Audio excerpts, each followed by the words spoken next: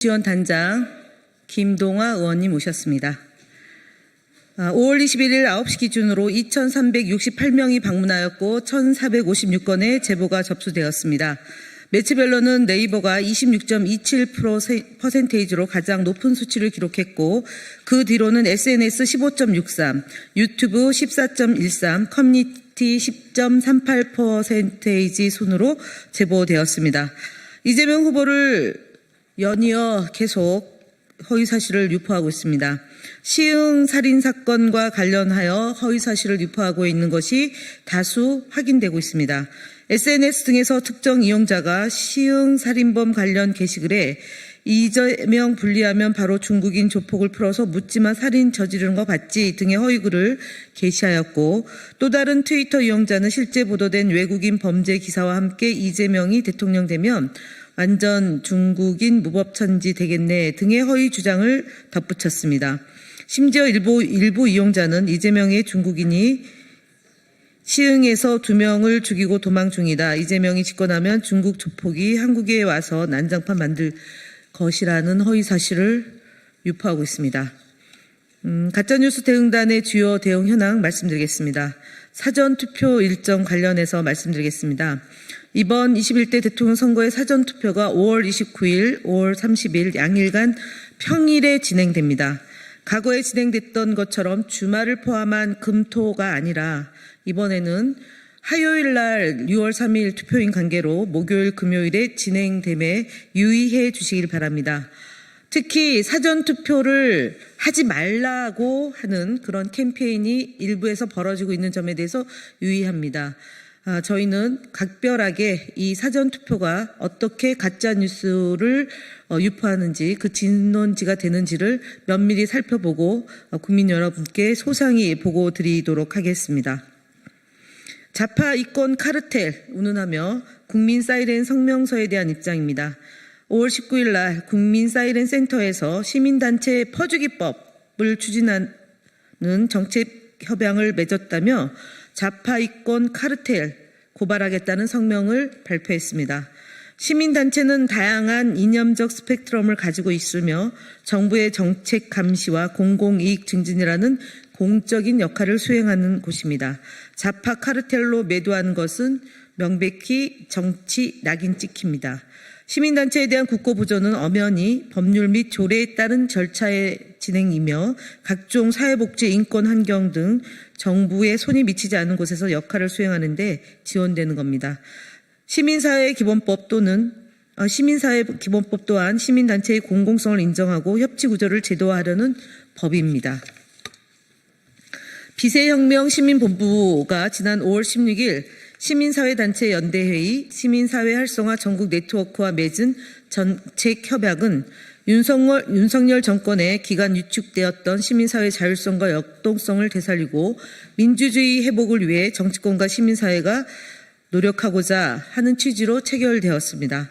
이를 좌파 이권 카르텔 생태계라며 혈세 낭비 운운하는 것은 명백한 거짓이며 허위 주장입니다.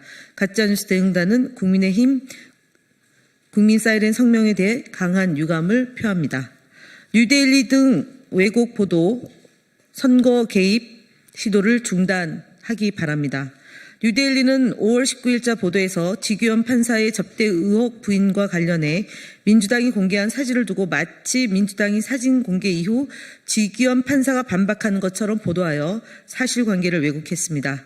이에 더불어민주당은 해당 보도를 언론중재위원회에 제소했습니다.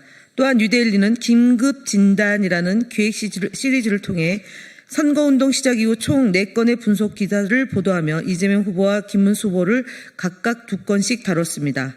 그러나 이재명 후보에 대해서는 경제가는 사이비 종교, 푸틴식 장기 집권 우려와 같은 자극적인 표현으로 비방성 내용을 집중 보도했고 김문수 후보에 대해서는 우파 재결집, 대역전 가능성 등 긍정적 메시지를 부각하여 보도했습니다. 이는 언론사가 특정 후보를 겨냥해 여론을 유도하고 선거에 개입하려는 의도가 있는 것 아니냐는 강한 의심을 낳고 있습니다. 이에 대해서도 인터넷 선거 보도심의위원회에 이의 신청했음을 말씀드립니다.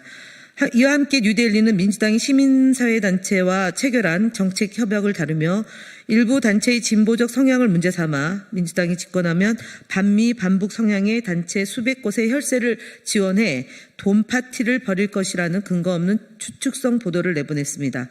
아직 발생하지 않은 일을 과장된 표현으로 매도하고 있으며 세금을 혈세로 프레임화하고 정치적 낙인을 찍는 방식으로 언론의 중립성과 객관성을 심각하게 훼손한 보도입니다. 또한 이 보도는 국민의힘이 배포한 보도자료를 그대로 인용한 수준에 불과하며 국민의힘과 그 지지자들은 이 보도를 웹자보 형태로 재가공해 SNS와 커뮤니티에 유포하고 있습니다. 국민의힘과 뉴데일리가 짜고 치는 고스톱을 치듯이 한 모습입니다. 이 보도에 대해서도 인터넷 선거보도심의위원회 이의 신청을 할 예정입니다. 민주당 이와 같은 언론의 편향적 보도에 불구하고 언론과의 건강한 긴장관계를 유지하며 공정한 보도 환경을 조성하기 위해 노력하고 있다는 점 또한 강조드립니다. 5월 20일 공표된 에브리 리서치 에브리 뉴스 여론조사에 대해서 강한 유감을 표현합니다. 신뢰하기 어려운 여론조사 공표 후에 이것을 김문수 후보 측이 웹잡으로 제작해 SNS에 게시하여 활용하고 명태균식 조작적 여론조사 기획 의심이 아닌지 저희들은 문제제기를 합니다. 여론조사 및 보도는 조사 결과를 시각적으로 오해할 수 있는 그래프를 사용하거나 계층에 맞지 않은 전체 오차 범위를 적용하는 등 여론을 호도할 수 있다고 봅니다. 이 같은 행태에 거듭 유감을 표하고 해당 조사 및 보도에 대해 인터넷 심의위원회 이의 신청 및 여론조사 심의위원회 심의 신청에 착수함을 알려드립니다. 또한 잘못된 여론조사 결과를 인용한 보도에 대해서도 이의 신청에 따른 조치를 이어가고 있습니다. 어제는 5월 11일 아시아투데이 기사 범보수 중 김만희 이 꺾었다. 대선 양자 대결 승리 사례 회자가 여론조사 결과를 왜곡해 인용한 점을 언론사 측이 스스로 인정하고 해당 기사를 삭제한 사실을 보고드리겠습니다. 다음으로는 김동아 의원님께서 말씀드리도록 하겠습니다.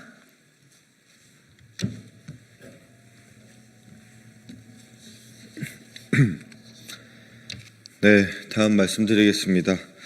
YTN 뉴스 온 채널A 돌직구쇼 규정 위반 사례를 선거방송심의위원회에 심의 접수하였습니다.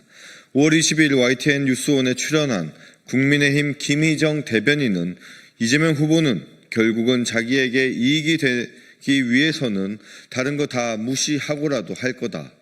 그러니까 국민을 위해서 한다기보다는 자기 이해관계에 열중된 사람인 걸 볼 수 있죠. 이재명 후보의 재판 전력을 보면 자기 주변을 위해서나 국민을 위해서 그런 처벌받은 전력이 아닙니다. 만약에 이재명 후보가 당선이 된다면 대한민국이 끔찍해질 거라는 걸 누구보다 잘 알기 때문에 라고 발언하며 더불어민주당 이재명 대선 후보에 대한 근거 없는 공포 이미지를 만들어 시청자들에게 부정적인 인식을 갖도록 유도하였습니다. 또한 5월 20일 채널A의 돌직구쇼에서는 국민의힘 권영진 의원이 그러면 저 사람들 받아들여 가지고 진짜 대한민국 만들고 진짜 다 보수다 라고 선언하고 좋아하고 춤추는 민주당은 철새 도래지밖에 안 되는 거예요. 저는 아무리 급하고 표가 중요하더라도 저렇게 정치를 파괴하는 식으로 해서는 안 된다. 라며 더불어민주당을 희화화하고 비화하는 등 개인의 의견과 사실을 구분하지 않은 채 단정적인 발언을 통해 시청자들을 혼동케 하였습니다. 위 사항들은 선거방송심의위원회에 관한 특별 규정을 위반한 것으로 선거방송심의위원회에 심의 접수하였음을 밝힙니다. 다음 서정욱TV, 성창경TV, 이대남의 우회전 등 유튜브 대응 현황 보고입니다. 서정욱TV의 19일자 150만 원 가지고 선거운동 위에 시간 끄는 꼼수, 설란영과 대비되는 김혜경 리스크. 관련 영상은 이재명 후보의 배우자에 대해 피선거권이 없다는 허위사실을 유포하였습니다. 또 성창경TV는 이재명에 대한 김문수의 필승 전략, 이찍 일땡 영상을 통해 아직도 이재명 후보의 대북 송금과 주변 자살 의문 등으로 폄훼하였습니다. 또한 이대남의 우회전 채널의 현장 김문수 유세 도중 대반전 터졌다. 서울에서 이런 일이 영상 역시 이재명 후보를 드럼통에 비유해 비방하였습니다. 마지막으로 전환길 뉴스 채널의 라이브 2030들아 낙담하지 말아라 영상은 부정선거론을 설파하며 이재명 후보를 친중 후보로 거짓 프레임을 씌웠습니다. 해당 영상들은 유튜브 가이드라인 위반으로 신고 조치하였으며 정도가 심한 영상은 공직선거법 위반으로 선관위에 신고하였습니다. 네, 다음 국민의힘 대선 후보 김문수 거짓말 시리즈 11번째입니다. 대통령 선거 후보자 공보물이 20일까지 모든 세대에 배포되었습니다. 김문수 후보는 공보물 5쪽에서 민주당에 대한 각종 거짓말을 늘어놓고 있습니다. 특히 190석 민주당 의회 독재 횡포, 총통제까지 등 표현인 전부가 거짓말입니다. 특히 190석의 민주당이라는 표현은 기본적인 숫자조차 제대로 검토하지 않고 공보물을 제작했다는 증거이며 이로 인해 김문수 후보의 공약 등 다른 주장의 신뢰성마저 의심할 수준입니다. 더불어민주당의 국회 의석수는 5월 21일 오늘 기준 171석입니다.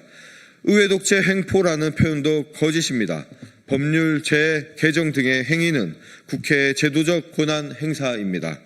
헌법에 기초한 입법 등의 활동을 국의회 독재라고 주장하는 것은 반헌법적 표현이며 국회 역할을 폄훼하는 것입니다. 또한 총통제 표현은 아예 허무맹랑한 수준입니다. 이재명 후보는 개헌 구상 발표를 통해 대통령 권한의 축소, 국회 권한 강화, 수사 감사 기관의 독립성 확보 등 권력 분산과 민주주의 강화 방안을 제시하였습니다. 김문수 후보는 역사의 기록으로 남을 대통령 후보 공보물에서 마저 기초적인 숫자 오류, 상습적인 거짓말로 국민을 부끄럽게 하고 있습니다. 다음 국민의힘 거짓말 시리즈 109번째입니다. 국민의힘 박대출 의원은 5월 15일 선대위 회의에서 김문수 후보는 민주화운동 보상금 10억 원을 수령하지 않았다라고 주장했습니다. 조배숙 의원, 박진수 국민의힘 부산지역 공동선대위원장 등도 반복해서 해당 내용을 주장했고 여러 유튜브 채널을 통해 확산되었습니다.